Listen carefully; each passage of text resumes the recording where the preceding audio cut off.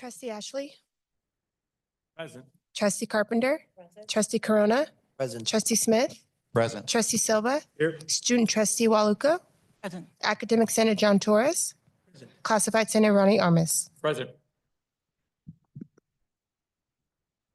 Item 1.5, approval of minutes of the regular meeting of May 15th. Do I have a motion? So moved. I'll be a second, Chair.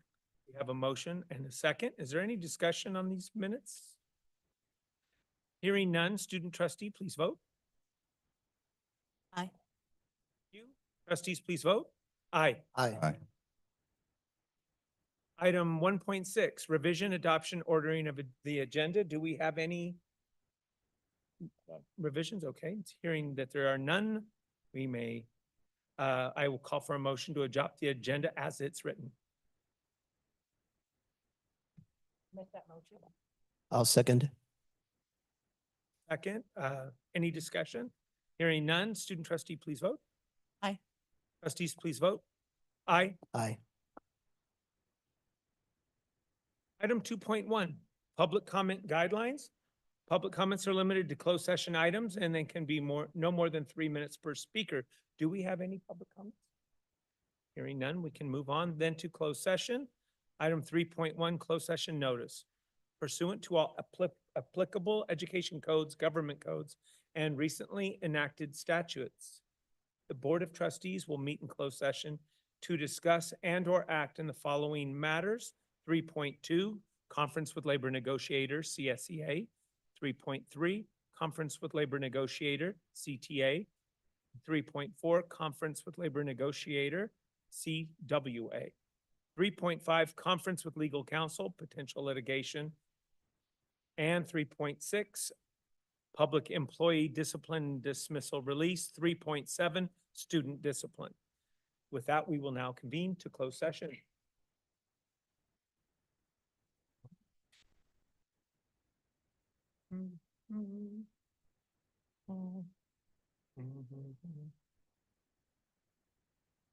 Oh, no, I almost forgot something. Yes, sir. Watch your step. Hey, hey, hey, watch your step.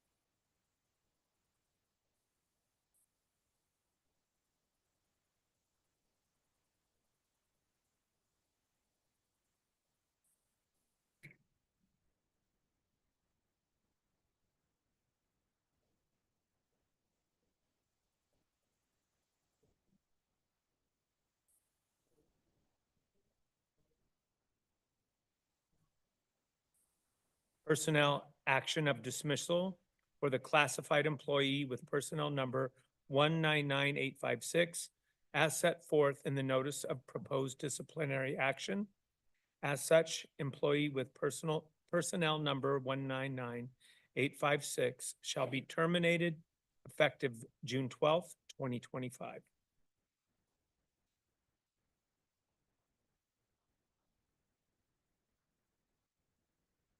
Okay. Moving on to item 4.1, public comment for items that are on the agenda. There is no public comments. So we will move on to item 5.1, reports. We'll start with the board president and trustees. So if trustee Smith would like to begin. Yeah, well, first I'd like to congratulate all of those that graduated here recently, but really what I want to do is make sure it gets highlighted and noted for all of those that worked so hard to put that event on that was behind the scenes. It wasn't involved. They did a great job. That's a lot to do when you have that many people to take care of. So kudos to all of them. The other thing that I did do, I attended the San Jacinto High School graduation, and the reason I really want to highlight this was they made a big deal about it, that they had their first graduating class from the middle college. They gave, besides being noted and on the screen and the whole 9 yards, they even give them different gowns, different caps.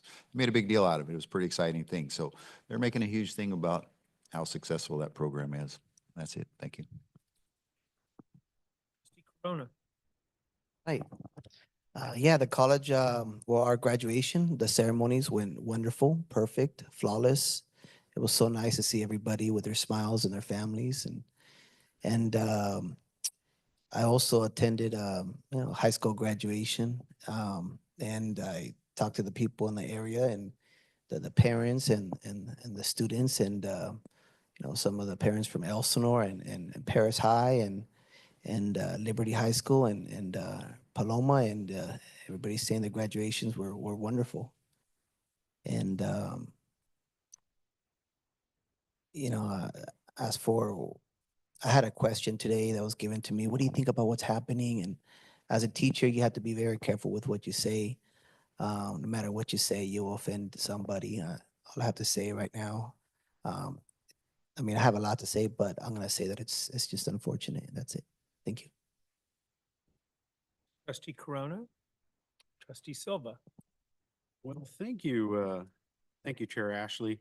Good afternoon. Shortly after our May meeting, we received the exciting news about the 2025 Athletics Hall of Fame honorees.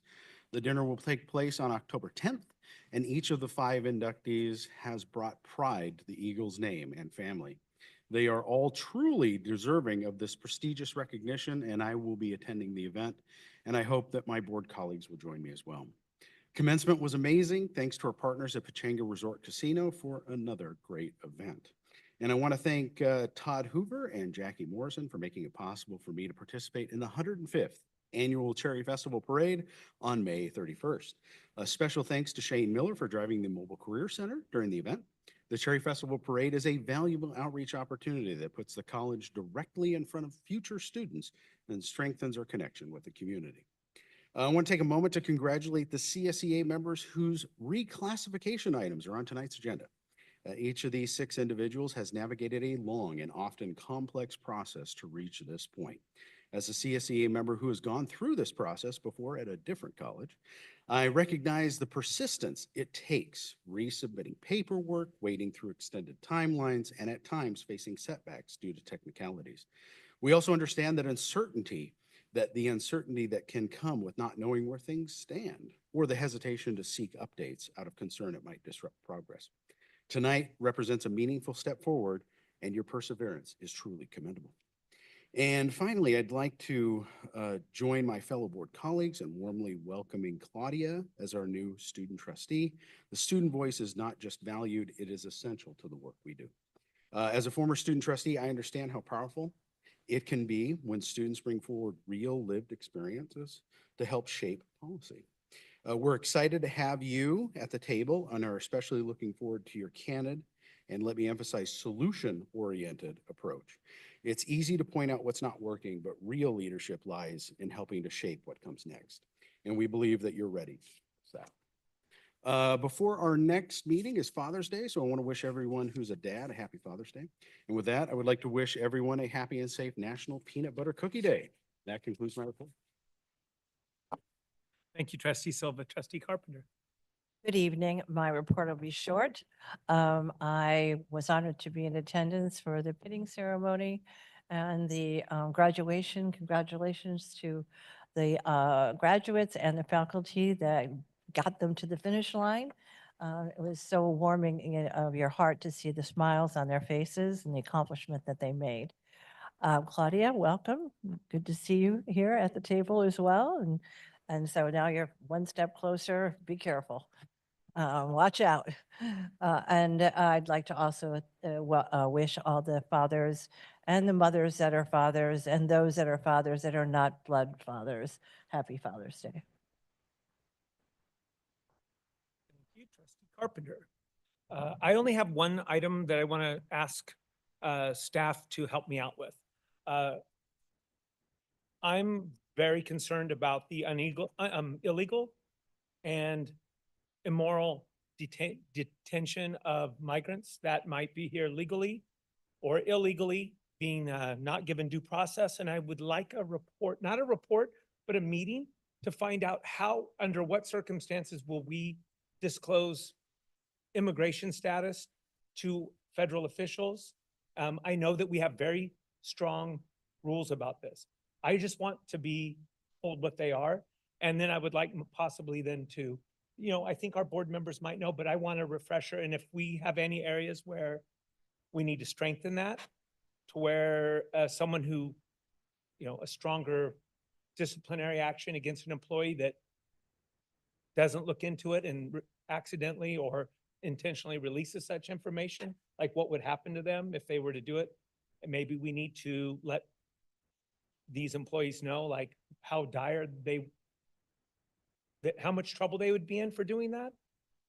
So I just like to, I don't need it to be a report when we have our final meeting, but I would just like to know for my own edification.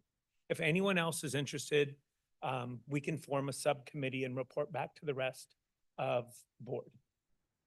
But I just, maybe before we all disappear for the summer, just refresh me on the steps we have. I know we have very strong procedures, but I just feel like I need to know them because the public is very interested in knowing like what we're doing to keep them safe. And I want to be able to give them very clean and clear answers. We have very succinct and clear communication that is very direct in that no information is to be disclosed. Everything has to run through the president's office or my delegated authority to the VP of Student Services.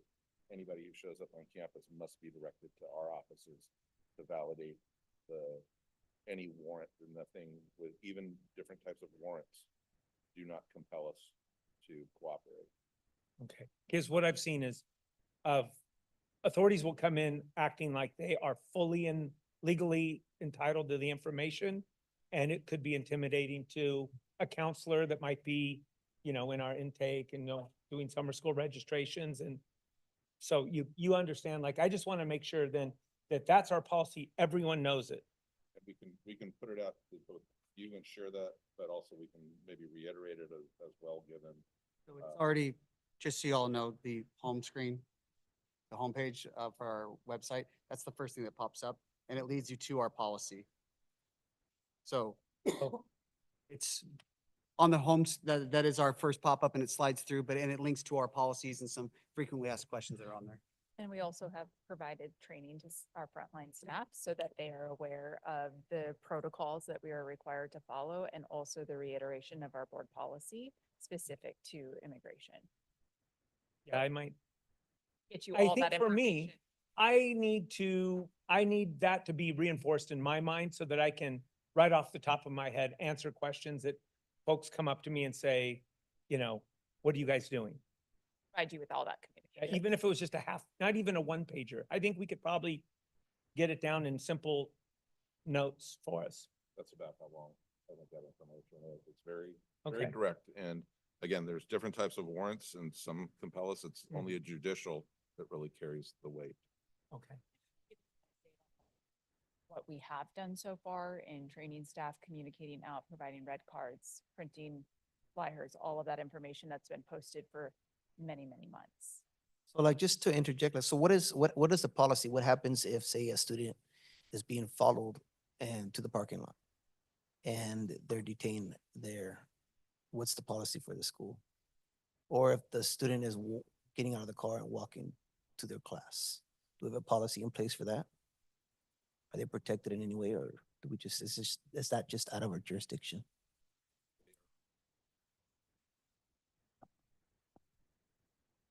Areas, we have limited ability. It's where they are coming in, trying to go into a classroom, private areas, club areas like our Umoja Center, or if they were going into the cafeteria, those, well, even the cafeteria is somewhat open, but in public areas, we have limited jurisdiction on that. The parking lot is considered public. Question was within regards to if somebody shows up with some type of paperwork or pretending, trying to get information, there is very limited amount of circumstances. Careful, because we may be moving into discussing an item rather than just having a report. So, but we'll provide the information for sure, Tom. We'll get that to you. Thank you, trustee Corona. With that, we will move on to our student trustee. Welcome, and please proceed with your report. Thank you so much. And thank you so much for the warm welcome that I've received from everyone.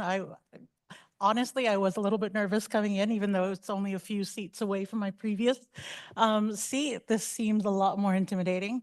However, everyone's been so welcoming, and I really appreciate that. And I look forward to this year. Hopefully, I can learn a lot from all of you, and we can work together to create a stronger MSJC community. Just a short report. I did attend commencement. I attended the 1 p.m. ceremony where several of our SGA members did walk across the stage. And we had our very own Sam, who did our Pledge of Allegiance, and I was able to witness that. On that note, I also wanted to thank Sam for helping me kind of transition into this role. I have been bombarding her with text messages and calls just to ask, what do I do when I sit here? And so she's been very helpful. So thank you, Sam. And I also wanted to just briefly thank Trustee Ashley for bringing up the issue at hand of what's happening with our community, because it is at the forefront of a lot of our students' minds, right? What's happening right now is an issue that a lot of students are dealing with firsthand. The fear, the anxiety of, people coming into their classrooms, people coming to their homes. I know that a lot of our student leaders, whether in clubs or even in SGA, are thinking about joining the protests that are happening. Of course, we'll keep it as peaceful as possible, but if there is going to be some sort of a subcommittee that we were going to create in support of our students that are, at risk right now, I would love to be a part of that. And I know that several SGA members would also would love to be a part of that as well. So thank you again, everyone, for welcoming me. I look forward to a great year. Thank you. Dr. Schultz, the floor is yours. Turn it over to the smaller cab. Well, that's not in reference to Mr. Beckham, but the condensed cab. No report. I'll just let you know that summer school started. So the 8-week sessions launched on Monday, and in 2 weeks, we will launch the 6-week sessions. We have a few more 6-week sessions and 8-week sessions running, but enrollments are looking extremely strong again. So we're running it just over 96% filled right now, generating just over 1,800 FTS at this point. So it looks like we're going to have another strong summer like we did last year, which is what we anticipated. So we'll give you another update at the next board meeting, because the 6-week classes will have launched by that point. All right, good evening. Thank you so much for your comments on graduation. It was a phenomenal day, especially since we did have those 3 ceremonies and they were absolutely flawless. And that is a testament to our entire team at MSJC. But I want to really recognize our quarterback, which is Selena Paez Mendez. She's not here today, but she was facilitating all of those efforts, providing the training, documenting, communicating out. And she's also doing some feedback sessions and debriefs so that we can determine ways to improve on our graduation year after year. We do anticipate next year it'll be 2 days, potentially 2 graduations each day. But we are really excited at how well it went. And we are so appreciative of these students and their parents and their families for participating. It was a great celebration. We absolutely want to thank our faculty and also our classified professionals who were there in support of our students, and that day would not have been possible without them. So really appreciative of all of that work. Secondly, I want to announce that we did hire a new cross-country coach. His name is Jorge Chavez. He was an assistant coach from Concordia University. He did receive his master's there in a degree with coaching and administration, athletic administration. He is a phenomenal athlete himself. And he will be leading our women's cross-country team this fall. He is currently being onboarded, so I don't have any real numbers or data to provide you except to say that currently we have about 18 interested students that are currently enrolled at MSJC that have expressed interest in cross-country. Of course, when he arrives on ground, he is going to be doing some recruitment efforts to get those numbers up for interest and start the season in the fall. I know that there are questions about the potential to have distance track in the spring. And so we are exploring that right now, but I want to make it really clear we're trying to focus on the cross-country season and get that started very successfully. And obviously it may roll into track, and that is something we'll have to work with our athletic department and also with the conference to see if that's a viable option. But at this point, it'll strictly be cross-country today, as of today. But we are really excited to have him on board, and he's very excited to join us as well. So that's cross-country. HBCU Caravan, we have been selected as a host for the HBCU Caravan again, of course, as if there would be any difference there.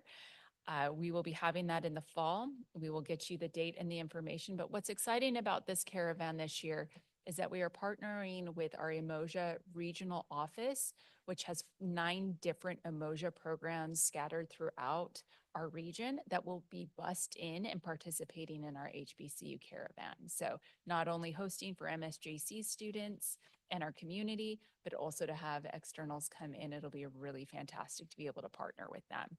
So really tremendous thanks to Dr. Pamela Wright for submitting that application and leading those efforts. So we're excited to be able to host that coming up. 2 other items I really want to share with you quickly. We did receive notice from the U.S. Department of Education that they are having a Title V Hispanic Serving Institution Grant Program competition. We weren't sure if that was going to happen or not this cycle, given just all of the changes at the Department of Education.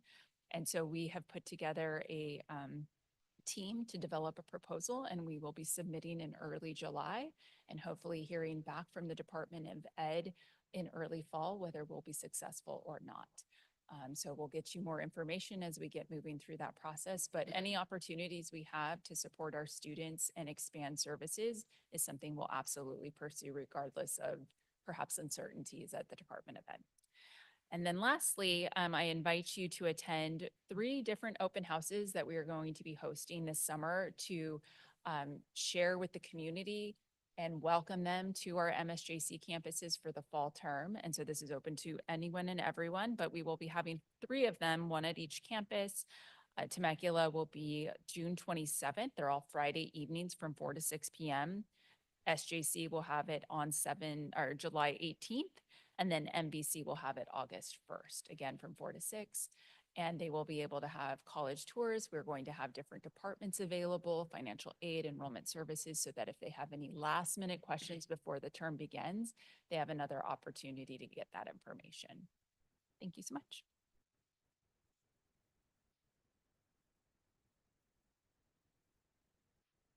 The times are 4 to 6 p.m. and June 27th at TVC, July 18th at San Jacinto, and August 1st at Menifee. So anybody is welcome to come? All right, I'll bring my mom. Yeah, my girls, good luck. And I just have a brief report on behalf of my colleague Joyce Johnson. You all have in front of you our year in review for the career ed and nursing and allied health areas. This also goes into great detail on events and achievements in our K-12 partnerships area.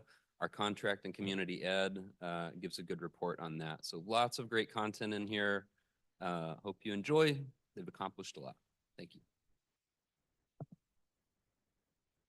Lastly, I will be brief, only reporting on the foundation and their great work for the year.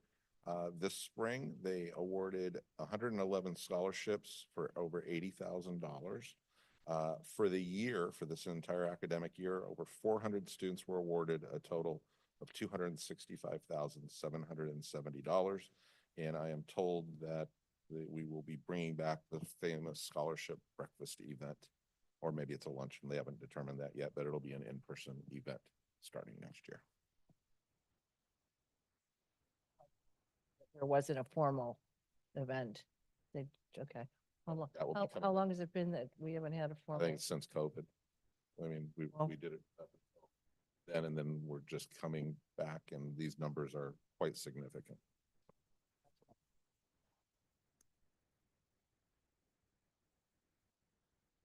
Okay. Nice. Okay, we're going to move on to 5.5, classified Senate report. Ronnie Armas.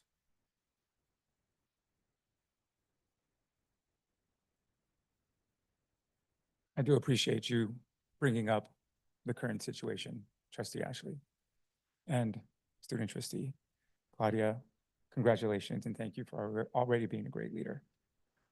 As a representative of the classified body, from a large percentage of our Chicano Latino, and having worked with many Latino Chicano students, as well as many other underrepresented students, i.e. Mecha, Dreamers, Puente, Umoja, and Apita, I feel it is crucial to acknowledge what is happening in the nation, our state, and our neighboring counties.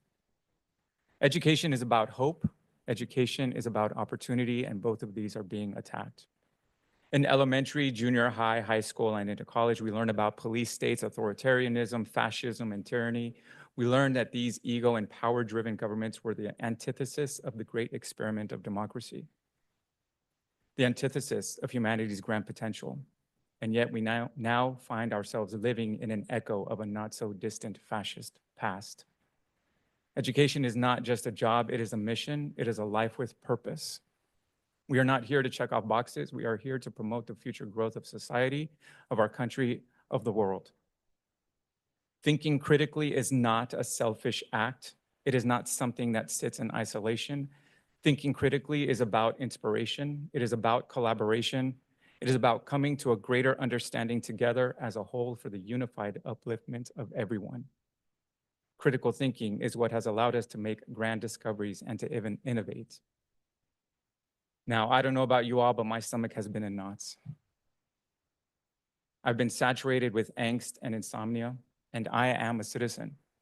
I was born and raised in Los Angeles, and I can't imagine the fear and anxiety and the disillusionment with what was supposed to be a country of opportunity by people that came here searching for a better way of life, for the love of their families. We are a Hispanic serving institution, which comes with certain benefits to help our Hispanic, Latino, Chicano students, including monies. We cannot sit here and reap these benefits and not support the communities that allowed us to have this designation to begin with. We cannot accept the financial fruits of our Hispanic students and stand by and say nothing. It was the brave Latino Chicano students marching and protesting for their rights and recognition back in the 60s that allowed us to have ethnic studies today, including Chicano studies, African American studies, and Asian and American studies. As a quick reminder, our mission statement says MSJC's purpose is to provide an accessible education to instill hope, to empower our students to transform their lives and those around them, and that we provide equity-minded education to combat systemic barriers, to promote social mobility and provide opportunities for educational advancement. Further down, as a Hispanic serving institution, we serve a diverse student population from various identities, cultures, socioeconomic backgrounds, life experiences, abilities, and educational needs that represent our community. MSJC is committed to learning and achievement through inclusive and culturally affirming environments that celebrate student voices and create space for self-exploration and growth. We encourage self-advocacy, civic responsibility, and commitment to becoming ambassadors of change in our communities and our world. I am the son of an immigrant, and I stand firmly alongside any and all suppressed and oppressed people. Let us commit right here and right now out loud that we stand with and support our immigrant communities. Let's show them that we support them and will create a safe place for them to study and grow. Let's reach out to them and make them feel safe and give them the resources they need to survive and thrive beyond this unfortunate and historic moment. There's a great quote I read today, and it was very timely. Privilege is being able to wonder if it's your fight. Empathy is knowing that if someone is hurting, it already is. And the Pledge of Allegiance that everyone just stood for says justice for all, not just for a select few. Thank you. Thank you. Academic Senate, John Torres. Thank you, Ronnie. That was great. I agree 100%. I just quickly, just a quick anecdote, because I happened to be in LA on Friday. Construction meeting on Union Station. I couldn't go home anyway. I ended up there for 2 days. It was an impressive crowd. It was, you could, and I know what they showed on TV. I saw almost none of that, and there were just lots of people. It's pretty amazing. Most of my other field crews are not working right now. The excavator operators who run all these construction sites, whether they have green cards or citizens, they're still terrified to come to work. So we'll send crews out. The excavation crews aren't there, so my crews go home. So this is a very odd summer. And on a personal note, my tribe is from Central Arizona, and our president has told us, we have to carry our ID and our passports with us. Several people are arrested in Phoenix. Navajo Nation people, not immigrants, but indigenous people of this nation are being arrested and threatened for deportation. I don't even know where they would deport us to. Siberia, I don't know what, but so it's pretty scary. Anyway, in terms of my report, Senate elections, as of last time, we just elected our senators, but we had yet to elect our president and vice president.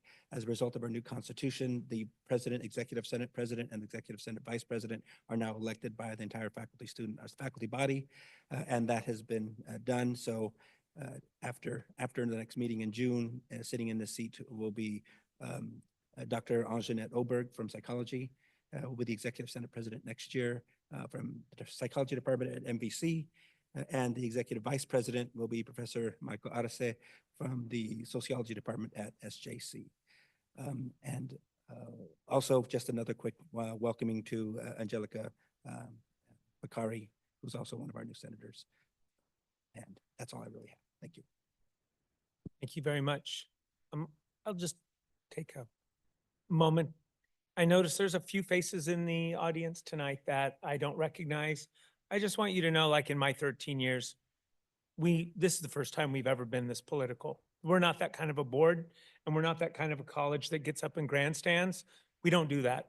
These are exceptional times, in my opinion. I just want to make that point that we don't do politics. We do college, we do learning. But politics sometimes are too big and they impose themselves on us, and we need to respond. Moving on to item 6.1, we're on our consent calendar, and we're going to move on to approval of the consent calendar. And I'm open to I'll move to approve the consent. A motion to approve. have a motion. Do we have a second? We have a second. Is there any discussion on the consent calendar? Oh, I'm sorry. Well, you know what I did? I put this book and then a handout and I'm glad we got this beforehand. We've been asked to pull item 8.2 And so with the exception of item 8.2, do we still have a motion? Same motion? Motion to second? All right. Any discussion? All right, student trustee, please vote. Trustees, please vote. Aye. Aye. Okay, we will now move to separately to item 8.2, administrative appointments. It is recommended that the Board of Trustees approve the administrative appointments, and that will be for Michael Beckham, who is up to be, upon voting, Vice President of Business Services, and Diana Galindo, who would be our Vice President of Human Resources. Do we have any discussion? Yes. This is too important to just pass over. Some would say that our president is the most important, but in my opinion, this cabinet is just as important. And I would go beyond my opinion. I would defend it for as large as this campus is being spread out topographically. There's a lot to maintain. We've had lots of discussion about that because that always concerns me when you have something that's spread out. There's no way one man can cover all of that. You guys have had the dream team. It's very obvious. I have been close to some other cabinets, and you can tell when you have everything you need, and you guys have done that. And I've often wondered and even asked you guys questions in time, how does this get done when you're so spread out? Because Roger has a lot of other things he has to do besides just looking over the daily routines. And obviously, you guys have had that figured out. The campuses that you're on and everything that you do, it's very, very impressive work. Now the dream team's going to change. Michael, I am very proud and happy that you are staying with this team, because with that much change, it was very concerning to me, because if you guys fall apart, it all starts from the top, the culture, and you guys obviously have a good culture. Yes, you're never going to make everyone happy, but it's obvious that everything here works pretty well. And it just takes a lot to get it done, but you got to have people that's working together, and you guys have obviously been doing that. Bringing on this other person, from what I can read, it doesn't look like they've been anywhere for a long period of time. So that's always a concerning thing. So you guys are going to have to work with that. Obviously, you have made that decision, and we're going to have to trust in what you have chosen to do. Don't take anything lightly, though, because if you let that thing fall apart in your team, we don't even have a school. And that's just my comments. I would like to add, as for Diana Galindo, I was trying to research and find out as much as I can about her. So she used to work at RCC for several years, at Long Beach City College, at College of the Desert, and she moved very fast, and it sounds like she was very good. So I'm excited. I think it's going to be a good addition. I think she'll be good. That's it. Already have a motion and a second. We don't. Oh, do we have a motion to approve? I'll make a motion to approve. We have a second? Second. Trustee Coronas. Student trustee, please vote. Aye. Trustees, please vote. Aye. Aye. Absolutely, aye. Welcome aboard officially, Michael. Congratulations. Ladies and gentlemen, we are complete again. Almost, pretty much. Getting there.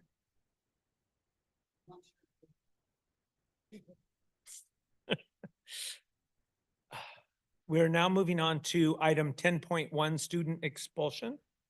The superintendent president recommends that the expulsion be accepted. This recommendation is hereby formally communicated to the Board of Trustees for their concurrence and approval. That I would accept a motion to approve this expulsion. Trustee Ashley, I move to approve. I'll second. A motion and a second. Any discussion? That said, student trustee, please vote. Thank you. Trustees, vote, please. Aye. Aye. Thank you. We're moving to open agenda, business services, 11.1, Mount San Jacinto Community College District 5-year construction plan. It is, oh, good. It's recommended that the board approves the filing of the 27 to 31 5-year construction plan and authorizes the district to submit the initial project proposal, excuse me, I'm running out of breath, for the San Jacinto campus. Do we have a motion to approve? I move to approve. I'll second. Thank you. And do we have some discussion? So I just wanted to share, at the corresponding meeting last year, I did a double feature talking about 5-year facility plans and then the tentative budget plan. And we decided not to do that to you again this year. But I did want to share that there are two notable features that are different in this year's plan compared to last year. So this 5-year construction plan takes the plan that we had proposed last year and advances it forward. The two notable changes are first, with respect to the library project at San Jacinto, our facilities consultant, Eric Middlestead, had reached out to us over this past year and had suggested, based upon his experience with some other projects, with trying to modernize buildings of the same vintage as our San Jacinto library, that we probably would want to have a structural evaluation done to make sure that it made sense to modernize that building versus looking for a net new. The situation that he had experienced with other college districts is they had gone out for state funding on a modernization project. They get into the modernization itself only to find that the structural rehabilitation is so significant that the project didn't make sense to continue as a modernization. The challenge with that is when the state awards money for modernization and you get into the course of the work and it turns out that the scope explodes because of the condition of the building, the state does not increase the funding that they provide for that project. And so the district is on the hook for the delta. And so we did have that evaluation done. And it was the conclusion of that evaluation that it does not make sense to continue pursuing the modernization that was on the plan last year. So in this year's plan, you'll notice there's an initial project proposal for a replacement to the San Jacinto Library building. And I just want to make a few quick points, though. This is the very, very first phase of starting to telegraph to the state that there's an interest in that project. And so the purpose of the 5-year construction plan as a whole is really to give the chancellor's office a 5-year line of sight of what the college district is considering for facility projects so that they can start building their adequacy at the state for getting resources from the Department of Finance to help contribute to those projects. So this would be a multi-year process of planning to actually make that project come to fruition. Secondly, the state has been prioritizing funding for modernization projects, and this would be taking that out of the modernization pot and into a net new building. So that also adds some challenges when you're trying to vie for new funding from the state for a net new building versus a modernization. The second item that is different in this year's 5-year construction plan, the annual update, is with respect to the 1200 building at the San Jacinto campus. That building is one of the oldest buildings on the San Jacinto campus, older than the library building. And of course, the same logic applies there with respect to structural conditions that might be discovered in a modernization effort. But also in the 5-year construction plan, you might have noticed that we have very high capacity load ratios. When those ratios are above 100%, it means you're overbuilt for the need. And so for that reason, we wouldn't be competitive for a classroom building modernization when our existing inventory is already meeting our load requirements. So in any event, that was one of the things that we talked about last year, right? Those capacity load ratios, and I was sharing that with you that time. So those are the two major changes in this annual update to the 5-year construction plan. This plan gets updated every single year, so it comes back. And so anyway, I just wanted to highlight those changes in this plan. So thank you for the time. Thank you. With that, student trustee, please vote. Aye. Trustees, please vote. Aye. Aye. Aye.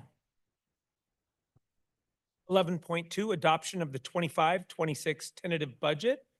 It is recommended that the Board of Trustees adopt the 25-26 budget and directs the the interim dean of administrative services to file it with Riverside County Superintendent's Office. A public hearing on the adopted budget will be held September 11th prior to adoption. And it appears that we have Vice President Beckham to talk to us about this. Do, but the item directs the controller. I like that a lot. No, I'm just teasing. So yes, I'm here to talk about the governor's May revise. And a little bit interesting because in the past couple of days, the two chambers of the state legislature have actually come to an agreement on a budget deal that did not include the governor. So it's still up for the governor's consideration. The good news is that many of the important elements of the governor's May revision were upheld in that legislative agreement. So it's not as if I'm providing a history lesson to you today. Although I was fearful of that as soon as I saw the news break that the legislature had come up with a deal. I'm like, oh my goodness, could be substantially different than May revise, and that's what we've agendized to talk about. So fortunately, that is not the case. So this chart summarizes the milestones in the state budget development process. And of course, the May revise, which is represented by the box highlighted in green here, is the presentation I'm about to share with you. And the actions that are subsequent to that release of the May revise is really wrapping up the legislative efforts. And as I just shared, that has in fact been done. So we're down to the second to the last step, which is the Budget Act being provided to the governor for his consideration. To help contextualize the May revise, this chart compares the May revise against the current year enacted budget and the budget proposal that the governor originally made back in January. So the black bars represent the current year enacted budget. The blue bar represents the proposed budget that the governor unveiled in January, and the gray bar represents the May revise. And what you'll notice is that for both the overall state budget and the state's general funds, that the proposed budget and the May revise are both larger than the current year enacted budget, and there's not a significant amount of daylight between the sizes of the budget under the May revise compared to what the governor had originally rolled out in January. So the governor's May revise assumes an economic mode of growth recession. And it was the first time I'd actually heard that terminology. And the governor's Department of Finance defines that as an economy marked by a substantial slowdown in gross domestic product with lower job growth and higher unemployment. And so with that definition, while it kind of keys in some of the ways that growth is receding, the governor has been using a growing but slowing economy as the economic mode for the past couple of years. And I can't find a whole lot of difference between this state and that prior characterization of the economy. However, the governor's proposed budget, May revise rather, was very clear that this growth recession is a consequence of increases on import tariffs. So in conjunction with the downward pressure on revenue expectations because of the growth recession, coupled with the upward pressure on expense, largely due to unanticipated increases in the state's Medi-Cal program expenditures, a $12 billion deficit materialized that was not present in the governor's original proposed budget in January. The governor uses the standard toolbox of solutions to address the deficit reductions, revenue, borrowing, and fund shifts to close the gap. So now turning more to the education part of the state budget, Proposition 98. This chart is in two parts, the upper half representing all Proposition 98 programs, the lower half representing just the community college portion of Proposition 98. And you'll notice that for both all programs and the community college portion, that there's a reduction in Proposition 98 funding, and that those percentages are relative to what the governor was proposing back in January. But even if you go all the way back to the 24-25 revised budget, the Proposition 98 funding for the next fiscal year is projected to be lower than the current year. The community college portion of Proposition 98 here is shown receding at a higher percentage of negative 4.9% versus the overall Proposition 98 programs of receding at 3.7% because of a proposed change in the split of Proposition 98 between TK through 12 schools and community colleges, and that is in part to fund the expansion of the TK programs. So now turning to the community college student-centered funding formula, which is the apportionment mechanism that yields the substantial majority of the college's operating funding. The state makes available nearly $10 billion statewide for the student-centered funding formula.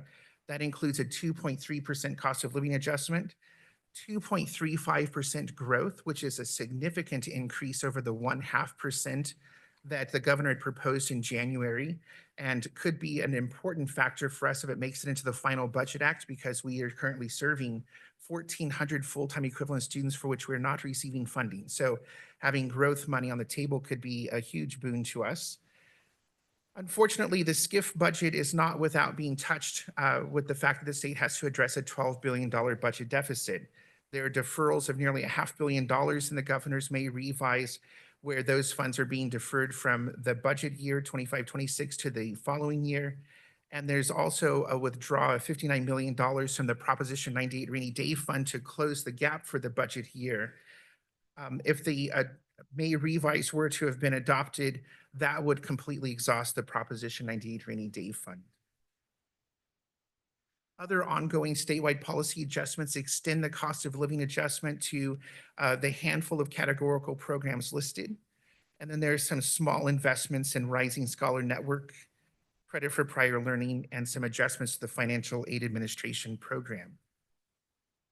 Turning to the one-time policy adjustments, there is some small investments statewide in the Career Passport and credit for prior learning initiatives, a very small amount of money compared to what the system had requested for a common cloud data platform, and a little more funding to expand the eTranscript California initiative.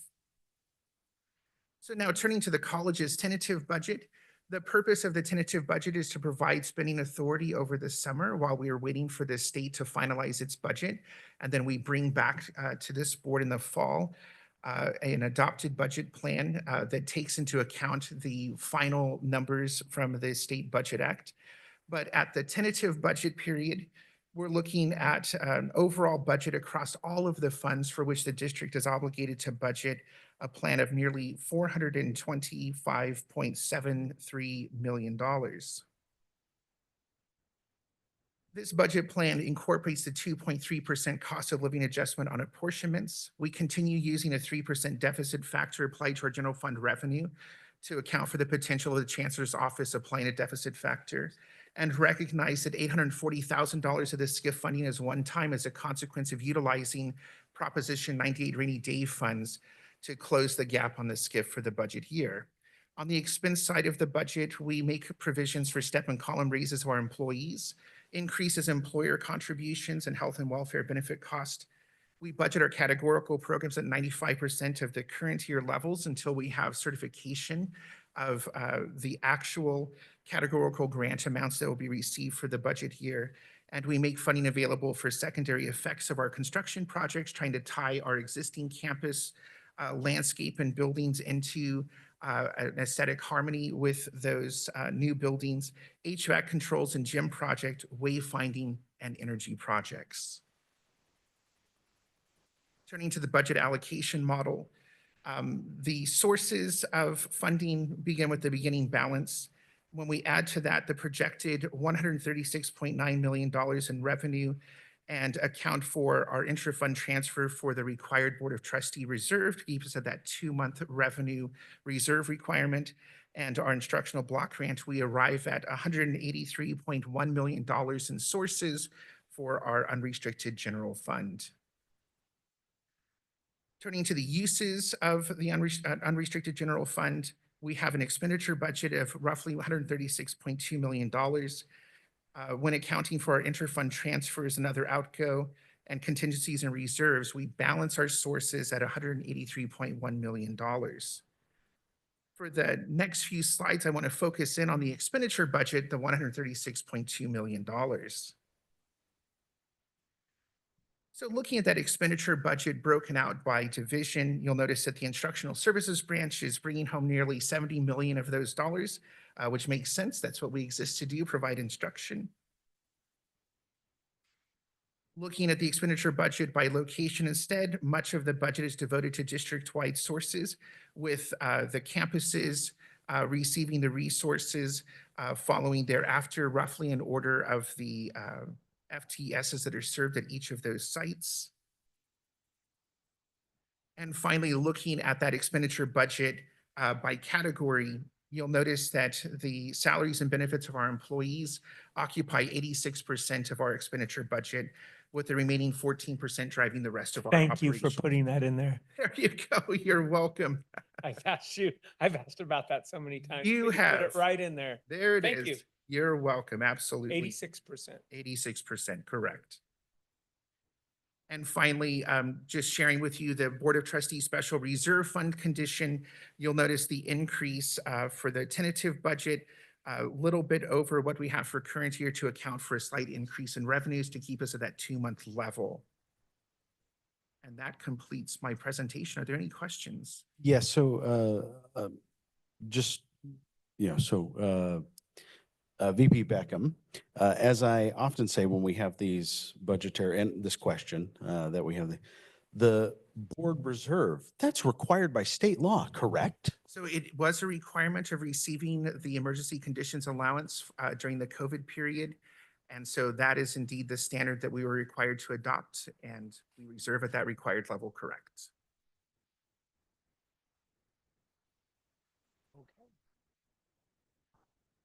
Any other questions? Well, we need a motion to approve the budget. Chair Ashley, I move to approve. I'll second. Thank you. We've had our opportunity to ask questions. So with that, student trustee, please vote. Aye. Trustees, please vote. Aye. Aye. Aye.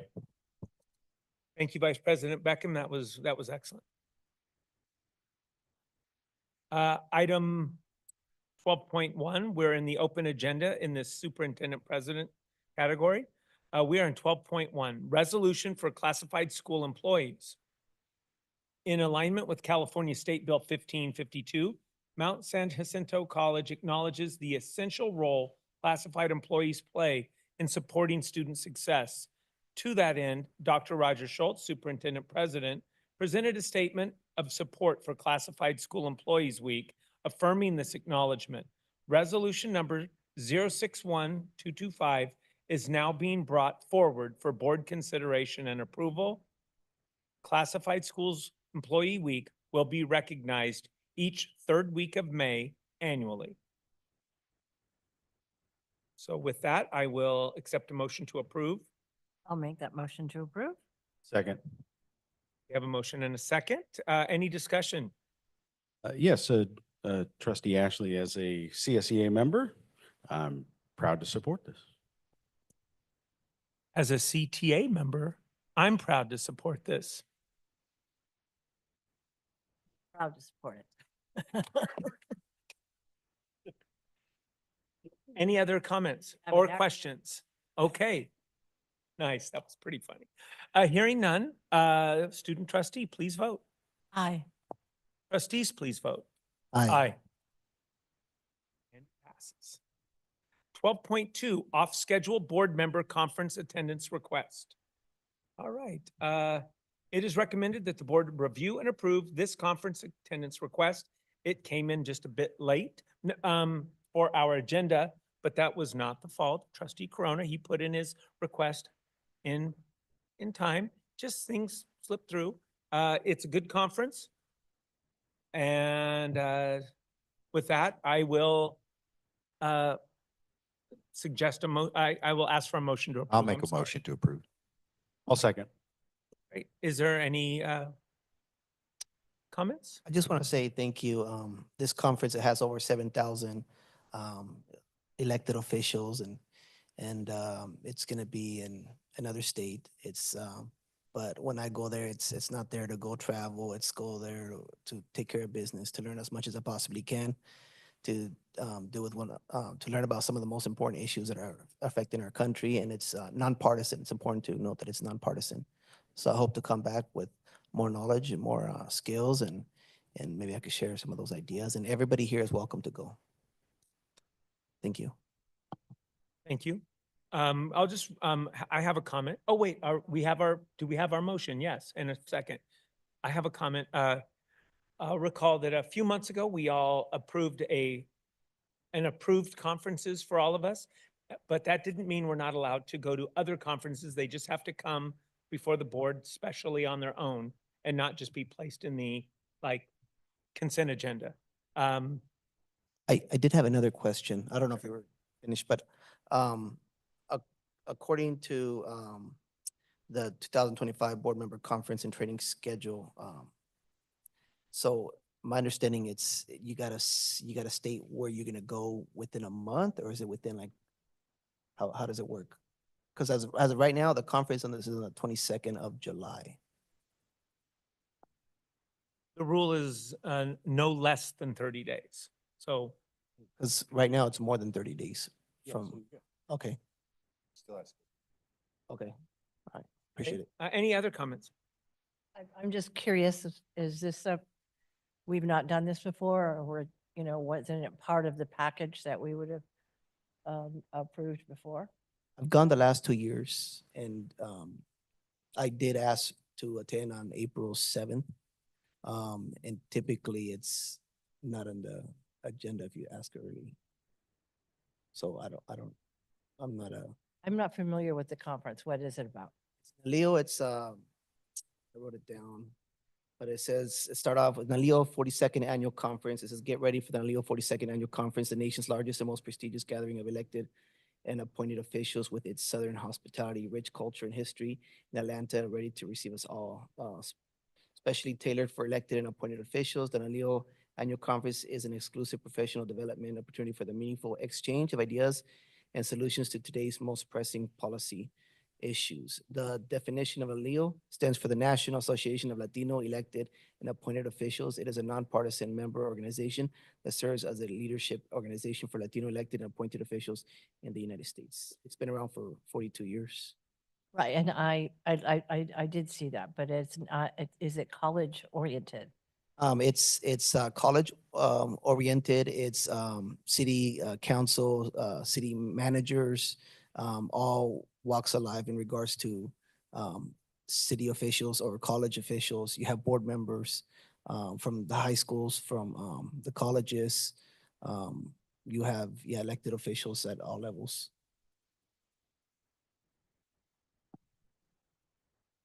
Okay. Student trustee, please vote. Aye. Trustees, please vote. Aye. Aye. Aye. Aye. All right, thank you. It's approved 5-0. Item 13.1, comments of individuals, groups, delegations, limited to non-agenda items. Are there any? There are none. So I will now move to item 14.1, adjournment. I will accept a motion to approve. Move to approve the adjournment. I'll second. Any comments? Okay, student trustee, please vote. Aye. Trustees, please vote. Aye. Aye. We are adjourned.